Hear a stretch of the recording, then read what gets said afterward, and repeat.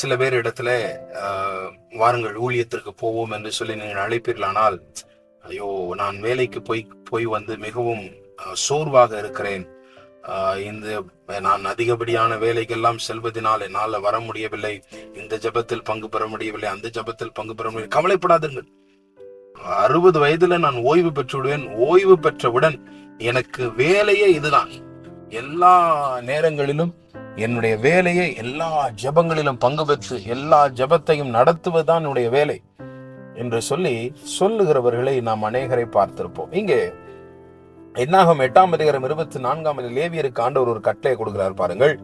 லேவியருக்குரிய கட்டளை என்னவென்றால், 25 வயது முதல் அதற்கு மேற்பட்ட வயதுள்ள யாவரும் ஆசரிப்பு கூடாரத்தின் பணிவிடையை செய்யும் சேனையிலே சேவிக்க வேண்டும். அதுவும் எந்த வயசு வரைக்கும் என்றால் 50 வயது வரைக்கும் மட்டும்தான். 25 முதல் 50 வயதிற்கு மேற்பட்டவர்கள் அவர்கள் போய் அமர்ந்திருந்து இந்த ஆசரிப்பு கூடாரத்தை காவல் காக்கிறதான் அந்த பணியை அவங்க செய்யணும். இந்த வேலையை தான் ஆண்டவர் கொடுக்கிறார். பிரியமான தேவனுடைய பிள்ளைகளே, ஆண்டவர் விரும்புவதெல்லாம், ஆண்டவர் அதிகமாக விரும்புவதெல்லாம் உங்களுடைய இளமையை ஆண்டவருக்கு என்று கொடுக்க வேண்டும் என்று சொல்லி விரும்புகிறார். இளமையின் காலத்துல நீங்கள் உங்களுக்கு வயது இருக்கும் பொழுது, சரீரத்தில் பலன் இருக்கும் பொழுது, உங்களால் ஓடி ஓடி காரியங்களை செய்ய முடியும் பொழுது, அந்த நாட்களை ஆண்டவருக்கு என்று கொடுத்து அவருடைய பணியை நிறைவேற்றுங்கள்.